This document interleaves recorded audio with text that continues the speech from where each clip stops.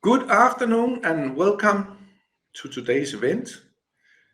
With me today I have Julia Brogren from Ascelia Pharma. She's the Deputy CEO of Ascelia Pharma. Topic for today is actually what happened during Q1, but actually a lot of stuff happened after the Q1. So as always, I would like to welcome the audience for this session. And you are more than welcome to post your questions just below the video window here.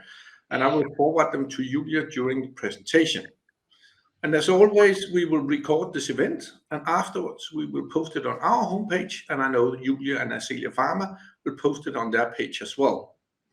So with that said, welcome Julia, and please carry on. Yes, thank you, Klaus. It's good to be here.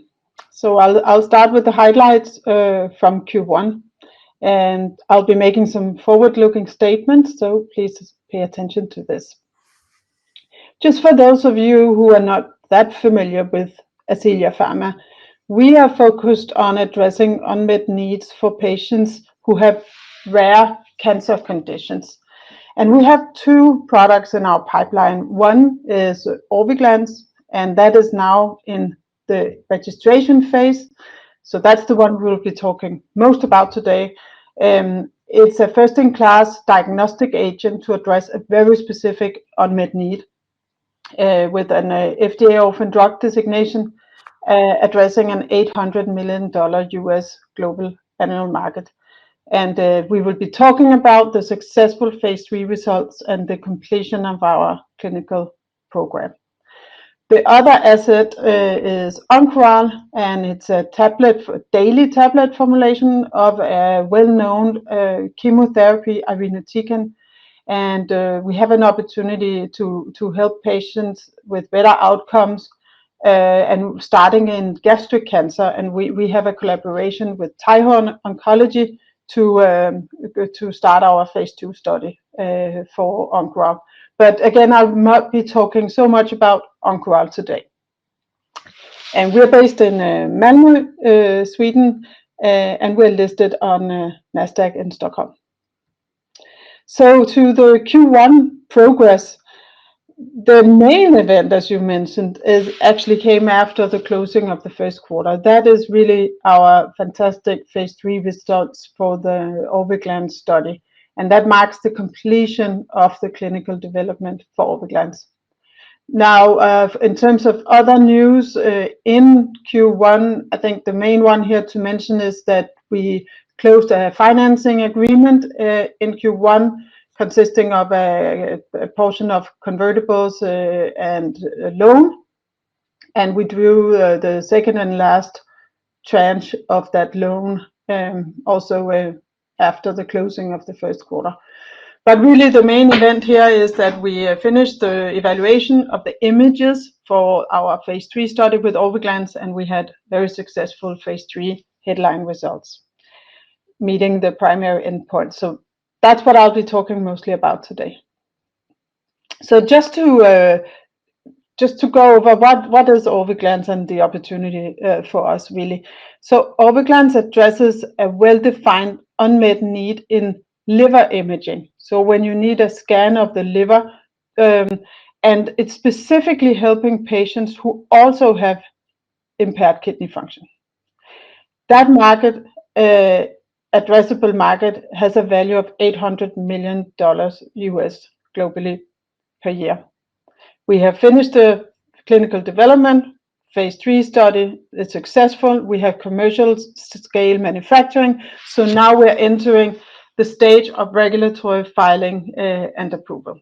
So I'll talk about the results and what the next steps are. But just to go a little bit back to how Orviglance can help patients. So in cancer care, cancer in the liver is quite a significant problem, both because some patients have primary liver cancer, but also because many more patients have or are at risk of developing liver metastases, so they have another primary cancer. And it's common in many cancer types, for example, colorectal cancer and other cancer types. So there's a need to monitor and to scan and monitor and follow up on patients who have cancer in the liver for various reasons. So the gold standard for doing that today is to receive an MRI scan. And typically, when you have an MRI scan, you have a diagnostic drug, a contrast agent that will improve the image of the MRI. And these are today used broadly based on gadolinium. Gadolinium is a toxic heavy metal and has been around for decades. Now, we also know about gadolinium that if you have severely impaired kidney function, you are at risk of some very severe side effects if you are exposed to these gadolinium contrast agents. And therefore, the gadolinium contrast agents have a black box warning, you can say, from the FDA for use in these patients with severely impaired kidney function. Now, these are the patients we can help, because Orviglance is both a liver-specific imaging agent, but it's also based on manganese and not on gadolinium, and is not associated with these risks. So our aim with Orviglance is to be the imaging option for these specific patients, and that is where we have an unmet need and an orphan drug designation from the FDA to help these patients. So with that in mind, we've been through clinical development, and now we had the readout from our phase 3 study early May, and it showed that we met the primary endpoint, and also that we have had a very high statistical significance in meeting this primary endpoint. So just to talk a little bit more about what this means, the primary endpoint for this study is to improve visualization. So that has some sub-measurements, but it means, is the image with Orviglance better than the image in the MRI without a contrast agent? And that improvement in visualization had a very strong superiority for Orviglance compared to unenhanced. So that was the primary endpoint, and also the way it's determined is by having 3 independent radiologists look at all the images, and all 3 of these said the image with Orviglance is significantly better than the image with unenhanced, and also with a very high statistical significance. So this is fabulous data going into the next steps, both in terms of regulatory approval and in terms of commercialization. Julia, isn't it true that that actually only 2 of the 3 should show a significant enhancement, but all 3 did? So it really underscores how strong the data is. Yes, absolutely. The criteria for passing the endpoint, as you say, is that 2 of the 3 readers have a superior visualization with Orviglance than without. So the fact that all 3 have, and with high statistical significance for all 3, is it's fantastic data. That's probably the shortest version. Yeah. It's fair to say. Yeah. So just to mark, to sum up on the clinical development, so this was the last of 9 studies, and the full clinical package is then completed. Almost 300 patients have now been exposed to Orviglance, and we are ready for the next steps. And the next steps include collecting and you can say compiling the clinical, non-clinical, and CMC data, the data that will support manufacturing. And our objective is, of course, to have a timely and submission to the FDA as an orphan drug, and also with the optimal label to use in this patient population, our target patient population. And the steps for that is, first, that we have the full study report early Q4 this year. And then that we have the conclusions from a pre-submission meeting interaction with the FDA early next year. And these are standard steps of a regulatory process. And then that we submit the file in the middle of next year for the approval. Julia, if I may, just to dwell a little on this slide, because this is crucial information. First of all, you got this orphan drug designation, which is, a voucher that you receive due to the unmet need for the patients you can treat. So maybe you can just explain that a little. And what risks do you see in this process? You have strong data, you have a strong you have strong data, but you will not see the full study report before Q4. And in the full study report, you will also see the secondary endpoint. Isn't that true? Maybe you could explain a little about that if you don't have it on slides further ahead. Yeah.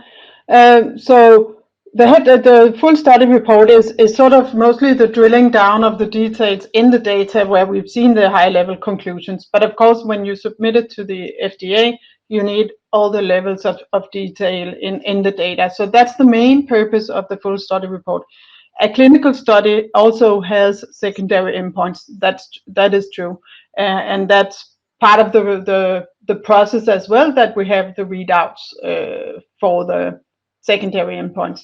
So to go a little bit back to, as you said, the regulatory process and the orphan drug designation.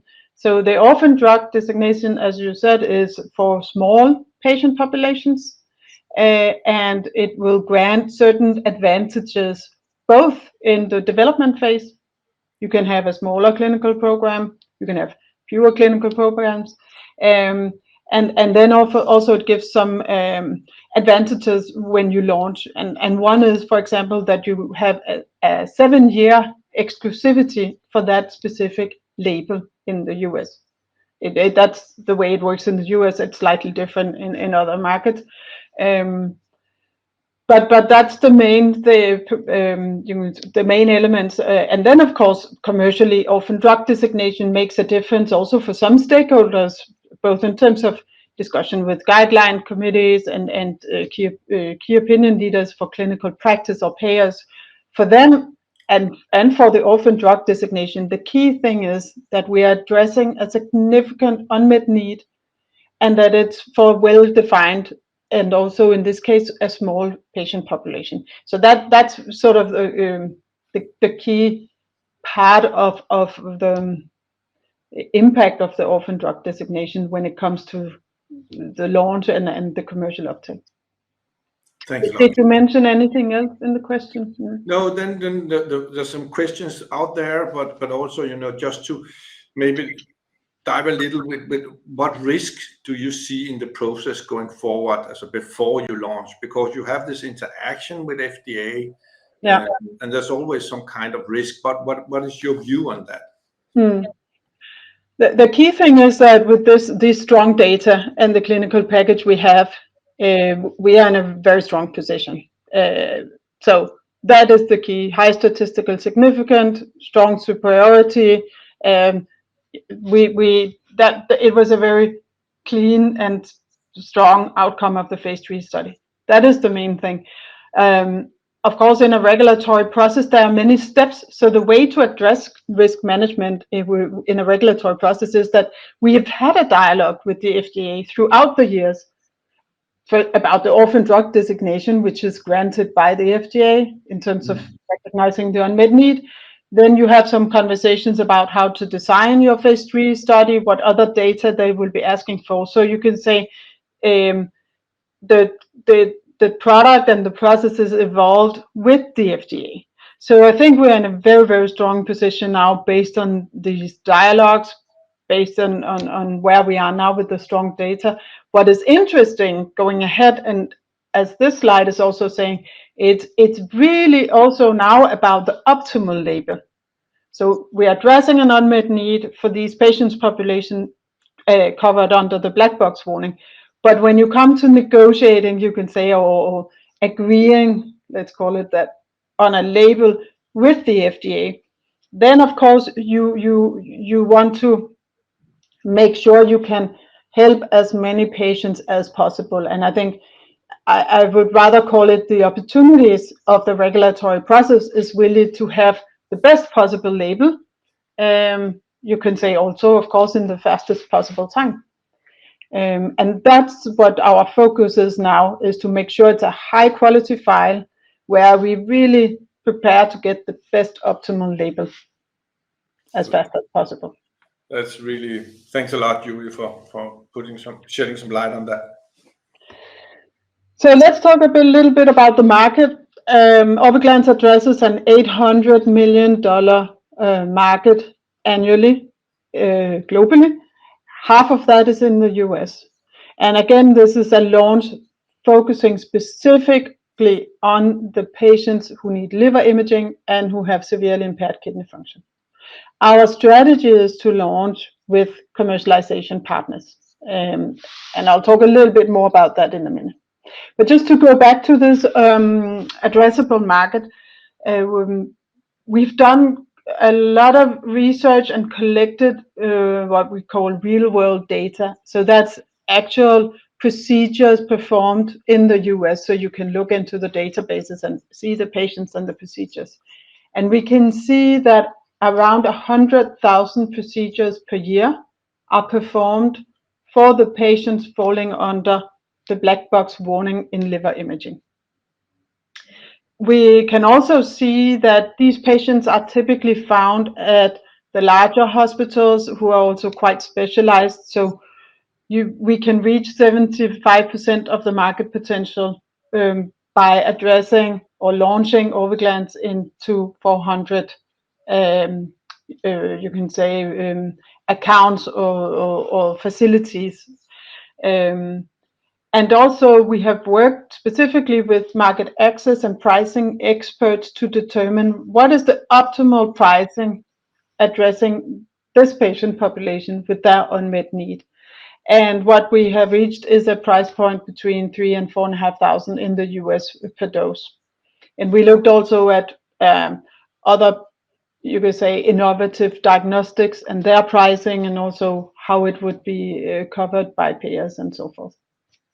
So really, you could say, groundwork in terms of understanding where are the patients, what are the payers willing to pay.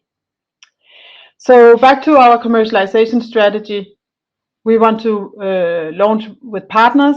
That is really for us the optimal balance between the investment required and the future revenues. And it means also that we can leverage the capabilities for a commercialization existing in another organization. So the arms and legs and the back office and all the systems and procedures. So that's how we really see the optimal value for Ascelia. That being said, we are all going to share the strategy and the data. That's also a way of optimizing the outcomes globally, that we share all the clinical data we have developed, and all the value we have created so far will be available for this partner or these partners. So so far it's progressing well.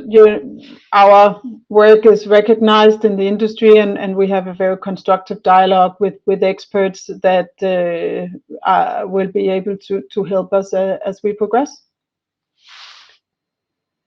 So just to round off a bit on the financials and a summary. So in Q1, we spent almost 17 million Swedish kronor. It's a little higher than in Q4, but that's related to this completion of our SPARKLE image evaluation and also to the preparations for the NDA for the regulatory filing. And then at the end of the first quarter, we had 27 million. On top of that, we did draw the second tranche of the Formue Nord financing that we announced in February. So we drew the second part of the loan here in April.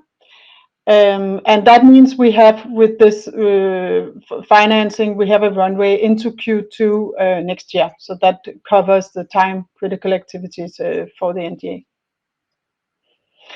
So to summarize, if we look at Orviglance, we have two key priority areas. One is to advance Orviglance to approval, and the first step is to do the submission, and we are looking into a couple of milestones before that, including the full study report, including conclusions from a dialogue with the FDA in the beginning of next year, or Q1 next year. And then the other focus area is to progress the commercialization readiness. That includes preparing the launch, making sure we are ready for a launch for a partner, with a partner. But it still means Orviglance needs to be ready in terms of manufacturing, supply chain, the data needs to be available, and we can progress a number of things that are very valuable for the partner that we will work with. And then, of course, entering into this partnership is a key priority as well. And then in terms of Oncoral, which we also have in our pipeline, we have an opportunity to demonstrate strong efficacy and safety in a phase 2 study, and we want to initiate that when the right timing comes, and the financing at some point. So that's what I had here. And you started some of the questions, but I think there are maybe some more. Thanks a lot, Julie. Yeah, there's a lot of questions coming in here, and let's start up with the commercialization phase, because there's actually a lot of questions about that. So, Julie, those strong headline data, do they change your plans for partnership, or is it still the same strategy as you talked about? You changed it last year, I know. So it's still the same strategy. You're looking for a partner in US. You're looking for a partner for the rest of the world. Could this partner be the same partner? Yes, it could be the same partner. It could be the same. Yeah. Regional. Our objective is that we find a strong partner to work with of course, the right terms, and who sees a value in Orviglance, and we can have a successful launch. Yes. Do you have any partner negotiations already now, or is it something coming later down the road? So what we've said is that it's an ongoing process, because to get the best possible agreement, we need to time those conversations. So that's what we're saying. I think with phase 3 study in the hand, it's a really good time, right? Because we have de-risked the asset, we have very strong evidence, the clinical development is completed. Now it's packaging everything and full steam ahead into the submission and approval phase. So fantastic timing to continue those conversations. There's a very direct question in relation to a partner, and you can probably not mention it, or you can comment on it either yes or no. But is GE Healthcare a good partner for Orviglance and Ascelia Pharma? We can't really comment on specific partner candidates. Of course, there are many types of partnering candidates for Orviglance. The gadolinium manufacturers, or those with diagnostic drugs in radiology, that's some of them. And there are others where Orviglance, because we're addressing a well-defined unmet need, can be beneficial and see synergies to their strategy or capabilities. So there are many options here. I think the key thing in terms of capabilities is, or where you would typically see some synergies, is where in terms of commercialization, you are addressing hospitals, you are addressing diagnostic drugs, perhaps, or at least an area related to Orviglance, but also that you share the strategy, that this is for a well-defined unmet need, an orphan drug designation, which also comes with a high value per patient. So it means it's a launch that is also a lot focused on the market access piece and working with key opinion leaders. But thanks a lot, Julie. So so with these strong data in hand, of course, it's much easier to find a suitable partner. But if you have to choose, so if you have a partner that is very strong in US and you have a partner, that is very strong in the rest of the world, would you focus on US first and then take Europe down the road, or the rest of the world down the road? We have chosen to start with the US because as a single market, it's the biggest opportunity, both in terms of value of the market opportunity, but also in terms of the way the market dynamics work in terms of pricing, access, how to adopt new technologies. I would say what we know from our market research is the unmet need is well recognized in generally, not only in the US, but when you add that to the picture, US is by far the biggest opportunity, and that's where we started. Now, many markets have patients who could benefit from Orviglance, and then we will progress those as we move along, and potentially with a partner. So you asked also if we would prefer one or the other. I think time will tell. We will prefer where we get the best mutual value with a partner. Yes, and yes.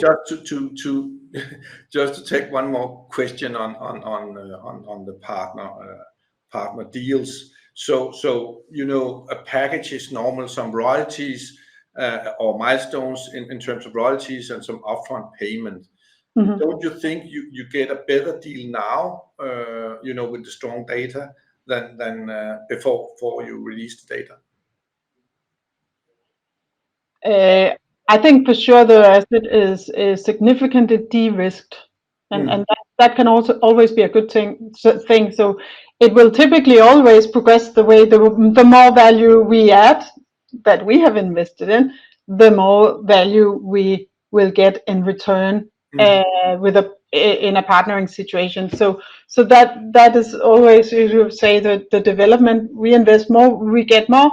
So I think we're in a good space, or in a good situation in terms of progressing with Orviglance towards regulatory approval, but also in terms of partnering.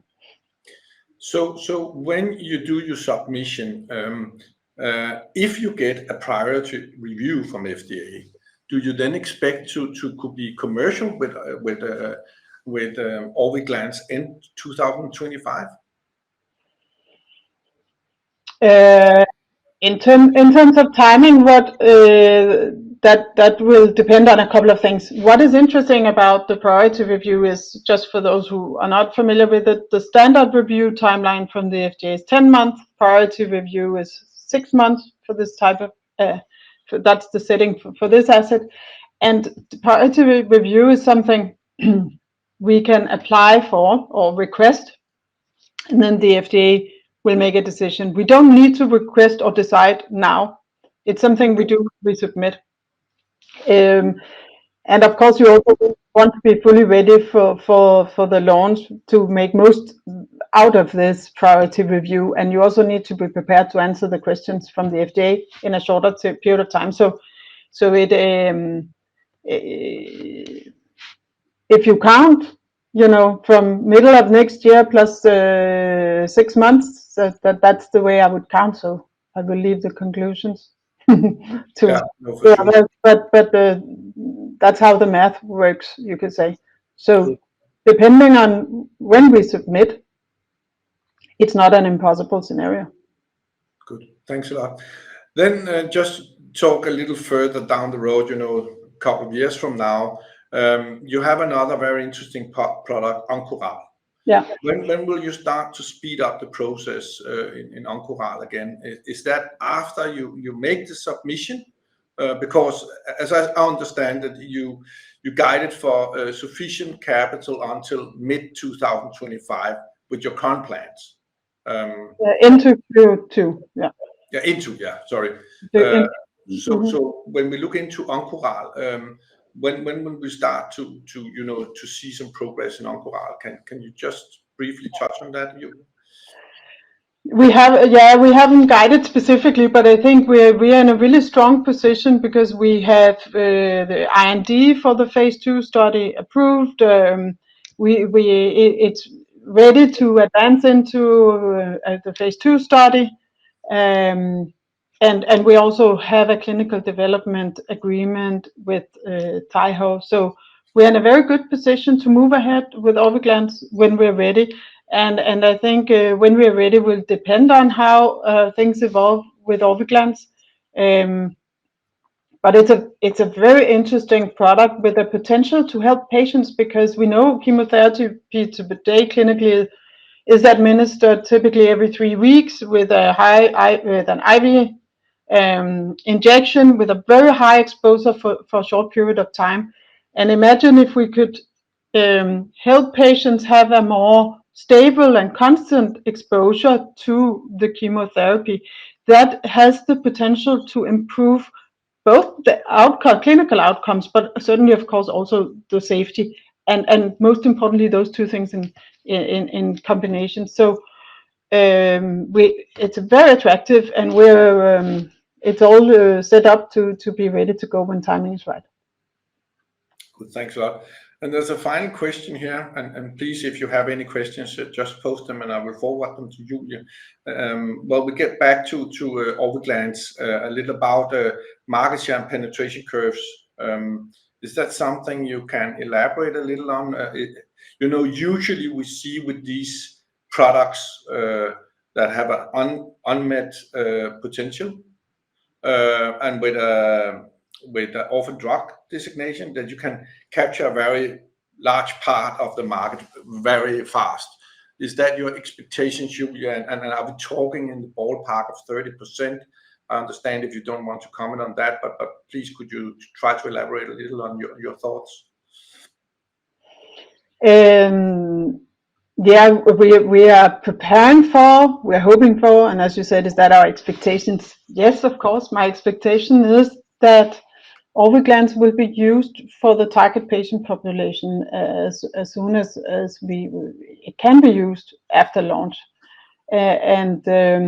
So we haven't specifically communicated our uptake expectations, but I think what is key is that we understand the stakeholders, we understand where the patients are, and we understand how they think around the unmet need, and we've invested a lot in this, because you to get the optimal uptake at launch really has a lot to do with what you prepare in advance. And I think that's no different between a larger product launch or a well-defined orphan drug launch.